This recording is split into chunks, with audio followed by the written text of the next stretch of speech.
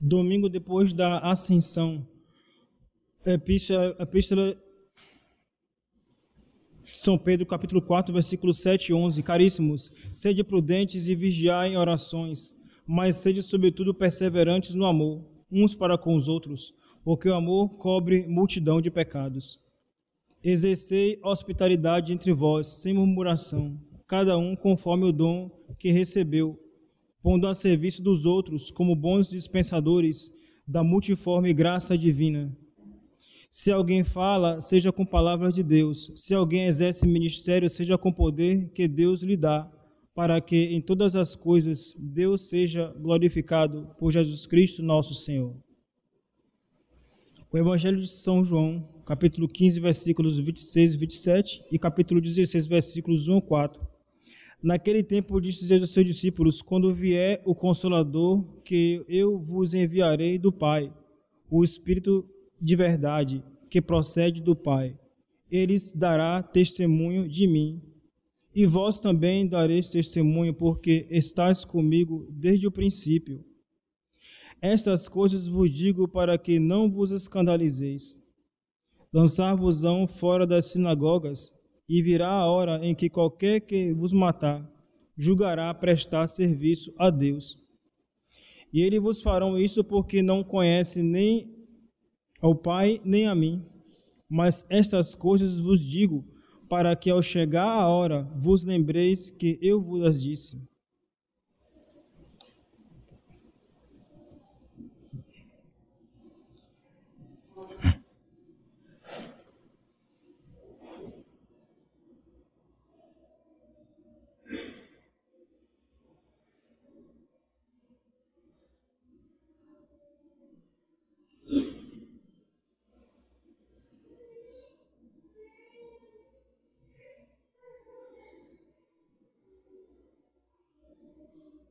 No Evangelho, nosso Senhor diz: lançar-vos-ão fora das sinagogas, e virá a hora em que qualquer que vos matar julgará prestar serviço a Deus. E eles vos farão isso porque não conhecem nem o Pai nem a mim. Mas essas coisas vos digo para que ao chegar a hora vos lembreis que eu vos las disse. Então, lembramos nesse momento, desse momento dramático da Santa Igreja Católica, em que se realizam essas palavras de Nosso Senhor. E ele disse: essas coisas vos digo para que quando chegar o momento, vos lembreis que eu vos disse estas coisas. Sim, de fato, vivemos um momento dramático da Santa Igreja, em que se cumprem as palavras da belíssima Senhora de Grenoble, a Santíssima Virgem, quando aparece em La Salette, na montanha de La Salette, e diz: Roma perderá a fé e se tornará a sede do Anticristo.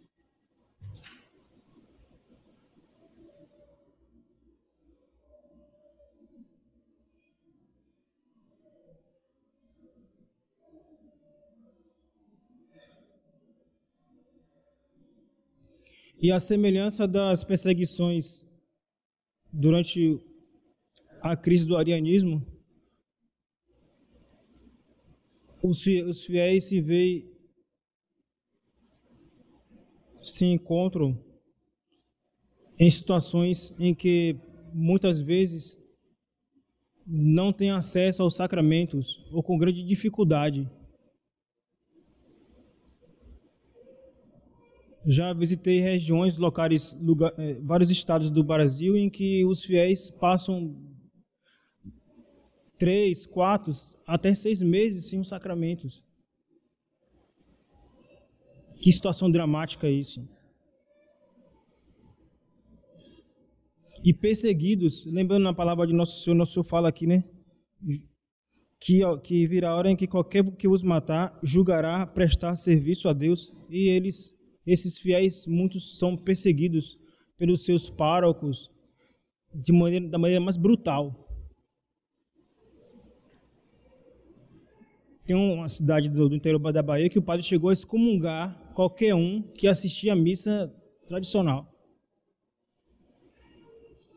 Excomunhão ipso facto. Ele não tem poder para isso, mas ele diz isso, né? Lançou essa excomunhão contra os fiéis que forem assistir a missa de sempre da igreja, que é um direito do fiel. É o direito.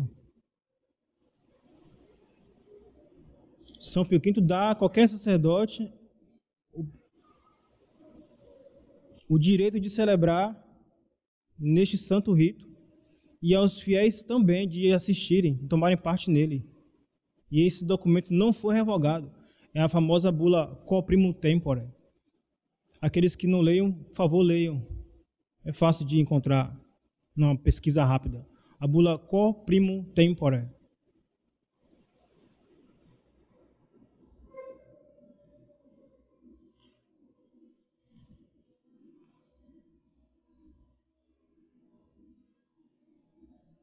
O que fazer?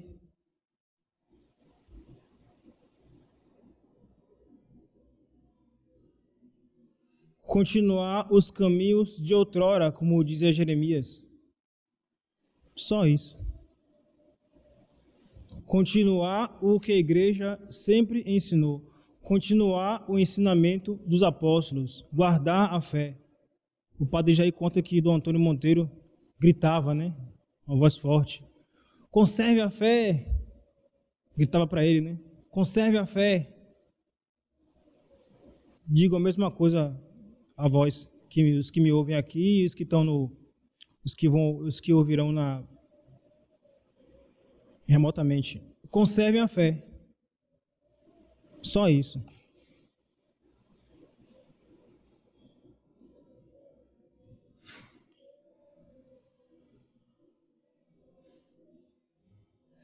Na epístola, São Pedro lembra um assunto tão caro para nós. Fala sobre a caridade.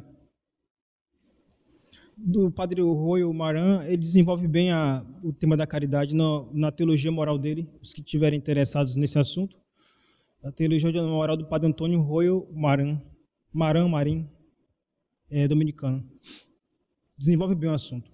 E só resumindo o pensamento dele, ele define caridade, a virtude teologal infundida por Deus na vontade pela qual amamos a Deus por si mesmo, sobre todas as coisas, a nós e ao próximos por causa de Deus.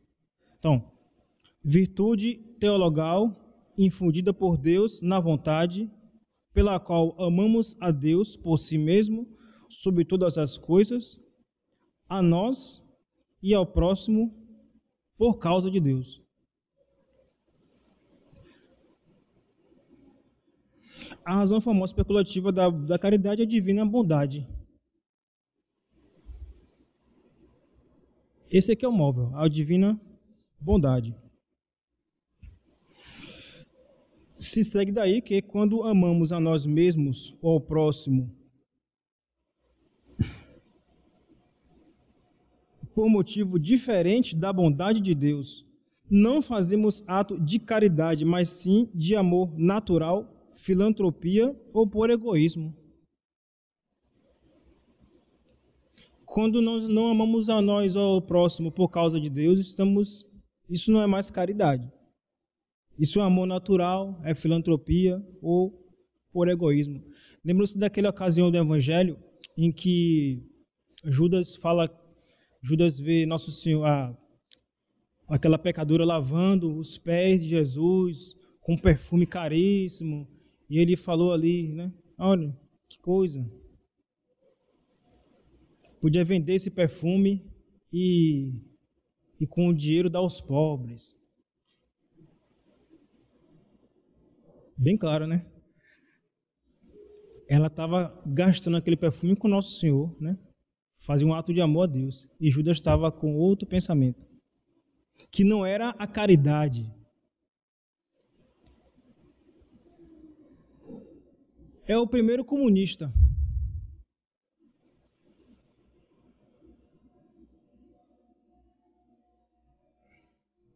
É o primeiro comunista. Vender o perfume para dar aos pobres. Que começou com essa conversa foi ele.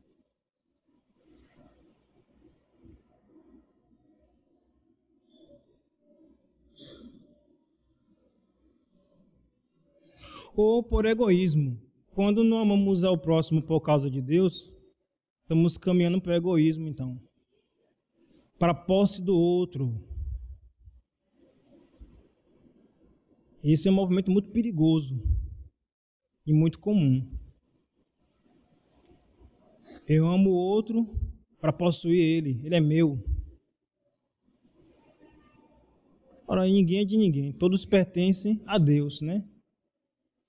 Às vezes uma mãe diz assim carinhosamente, meu filho. Ou o pai diz, meu filho. Ou o filho diz ao pai, meu pai.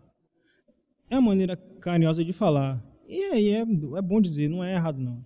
Mas, de fato, todos pertencemos a Deus, né? Um pai ou mãe, por mais que ame o filho, não pode definir o dia da morte dele, por exemplo. Por mais que cuide da saúde dele, não pode definir que ele vai ficar bom. Ou seja, todos pertencemos a Deus. Fazemos nossa parte, cuidar da doença, né? O pai e a mãe devem cuidar da saúde dos filhos. E vice-versa, os filhos cuidam dos seus pais. Tudo isso é muito bom, é justo, né? E se é por causa de Deus, é caridade. Mas todos pertencemos a Deus. Nele temos o movimento e a vida, o tempo que Ele quiser. Como está na carta 131. Características da caridade. Pode aumentar nesta vida quanto mais caminhamos para Deus. A caridade ela pode desenvolver à medida que nós caminhamos para Deus, à medida que avançamos na prática da virtude. Se desenvolve também por atos cada vez mais perfeitos. Cada vez que a gente pratica um ato de caridade, mais a gente alcança a virtude. Quanto mais a gente se exercita na prática da caridade, mais a gente alcança um patamar mais perfeito de caridade. Os efeitos da caridade podem ser efeitos internos ou externos. Os efeitos internos são o gozo espiritual de Deus, a paz e a misericórdia. Cada vez que te faz um ato bom, a gente se sente melhor. A gente sente o quê? O gozo espiritual de Deus, por ter feito aquele ato de caridade. Sente a paz e desenvolve a misericórdia. É muito comum entre os católicos, muitas vezes católicos fervorosos até, praticantes, observantes da lei de Deus, né? Ser muito duro com o outro, ser sem misericórdia. Ele reza, ele confessa, recebe Nosso Senhor na Eucaristia, mas quando sai da igreja ele é muito duro com o outro, muito exigente.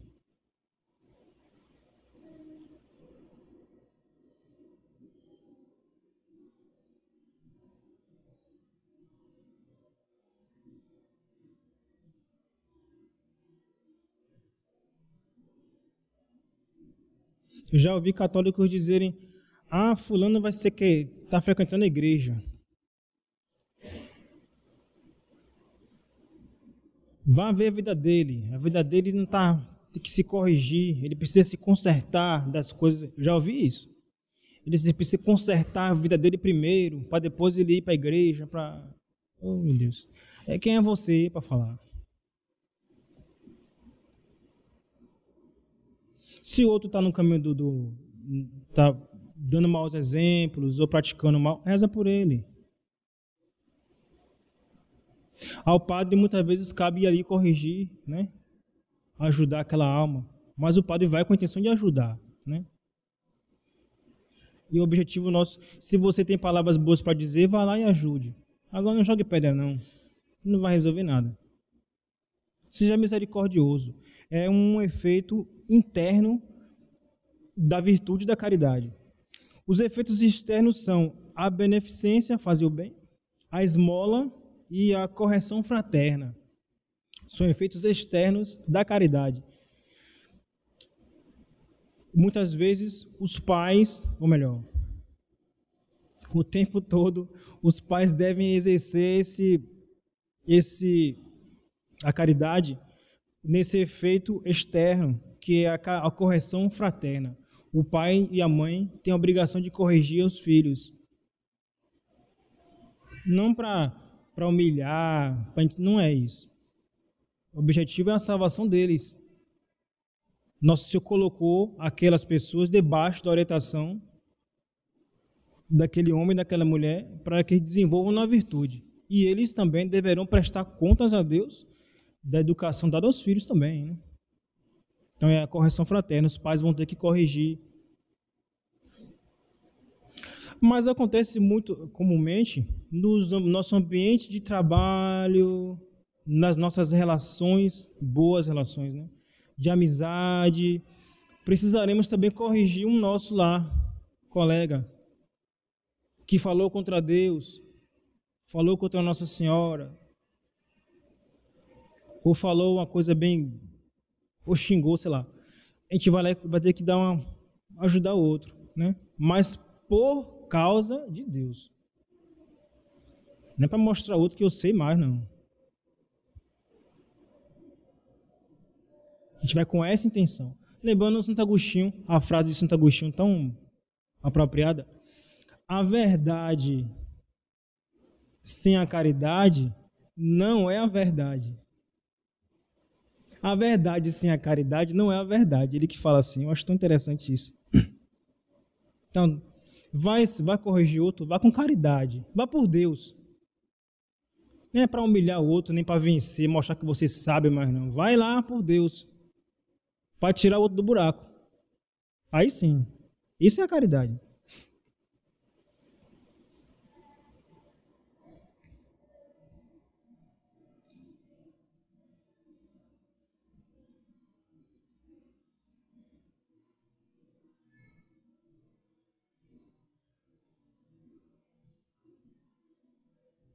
Então, efeitos internos da caridade, o gozo espiritual de Deus, a paz, a misericórdia.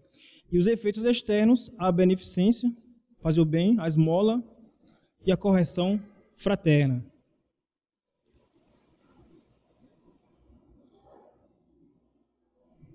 Recordo aqui a história daquela religiosa, que eu não lembro agora o nome dela, mas ela conta na história dela, né, que ela está no leprosário,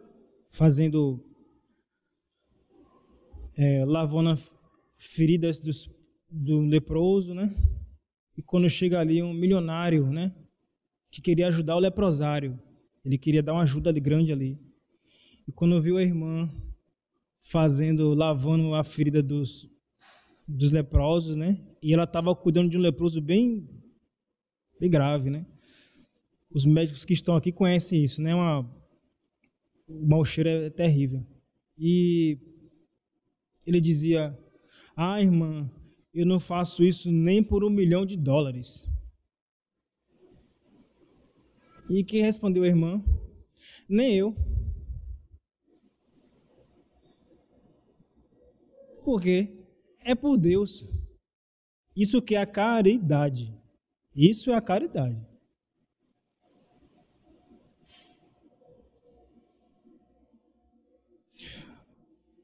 Na vida de Carlos Magno tem um episódio bem interessante, um belo episódio que vale a pena lembrar. Ele estava no embate com o Duque da Saxônia, Wittkindl. E era um duque muito habilidoso no uso das armas e tinha um bom exército, né? Tava difícil vencer a peleja militar com ele. Na guerra não vencia, não. E ele era realmente um grande guerreiro. E tinha bons soldados. E Carlos Magno não tinha jeito de vencer ele, não. Foi o que o rei fez. Convidou o duque para o castelo dele. para uma conversa amistosa, para um momento de amizade.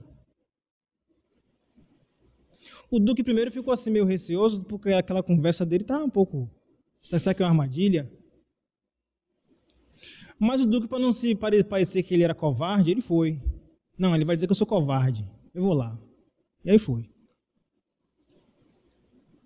Chegando lá, ele com seus homens, né, prontos para qualquer imprevisto, recebeu, o Carlos Magno estava lá, todo sorridente,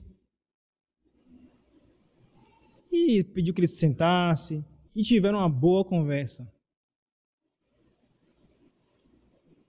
E ali, depois daquela conversa toda, o Duque baixou as armas e selou a amizade com ele. Carlos Magno, então, chamou um dos seus auxiliares e mandou providenciar: olha, eu quero que vocês dêem a ele instrução católica a ele. Ensina ele tudo sobre a Igreja Católica, tudo. Porque ele é um pagão, ele adora os deuses, ele vai agora entender o que é a Igreja Católica. E o rei foi instruído com os seus auxiliares ali e voltou para a terra dele, decidido a deixar o paganismo e pedir o batismo. Ele não, o que essa religião aí ensina é tudo muito certo, muito justo. Eu vou deixar lá a minha religião e vou agora pedir o batismo. Eu quero ser católico. Ele com seus súditos.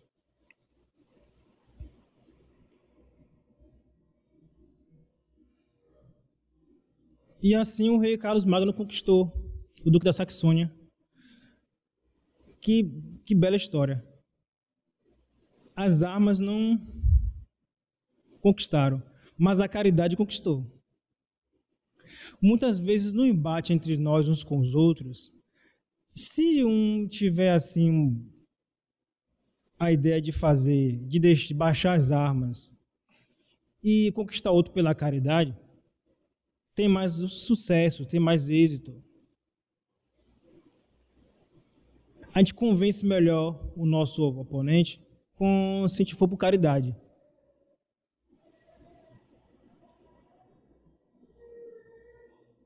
O final da história ainda é mais belo do que o começo. O Duque, então, se fingiu de peregrino, trocou as roupas e vestiu uma roupa simples e foi visitar as igrejas. Ele foi a Aix-la-Chapelle e era a Semana Santa. Aqueles grandes guerreiros, né, estavam lá nas igrejas se confessando, porque era Páscoa, né? Se confessando, recebendo Nosso Senhor, participando dos sacramentos, as cerimônias da Semana Santa, cada qual mais bela. E ele ficou encantado com tudo aquilo que ele nunca tinha visto, a liturgia da igreja, né? E disfarçado, ninguém sabia que era ele. Até que um dos servos de Carlos Magno olhou assim na igreja, aquele homem, eu sei quem é. Aí avisou o rei: olha, o Duque da Saxônia está assistindo missa lá. Está lá fingindo de peregrino lá, sem as vestes reais dele. E o Carlos Magno mandou chamar. E ele foi. E ele explicou. Aí o rei falou: eu soube que o senhor esteve nas igrejas, assistindo às missas. O que foi que aconteceu? O senhor não ia voltar para sua terra? Ele disse: é verdade, majestade, eu ia voltar para a terra, para minhas terras, mas eu fiquei curioso para ver como é que vocês rezam, né? Como são as orações da igreja, como é a liturgia, como é essa história toda. E aí o rei perguntou: o que o senhor achou? Majestade, fiquei impressionado. Vi ali grandes guerreiros na missa, na fila da confissão, príncipe, princesas das famílias mais nobres ali, ajoelhados rezando. Eu fiquei impressionado. E o rei perguntou a ele: o que é que você achou mais impressionante dessa história, de tudo que você viu? E ele respondeu: o que mais me impressionou foi na hora da comunhão. Porque eu vi aquele pedaço de pão que vocês dão ali na hora da Eucaristia, da hora da missa. Para cada um que recebia, ele se transformava numa criança muito bonita, nas mãos do padre. E eu vi que para alguns, o menino ia com os braços abertos, todo satisfeito. Mas para outros, aquele menino belíssimo ia se bater nas pernas, ia sem gosto, ia mal criado, ele ia muito contra gosto.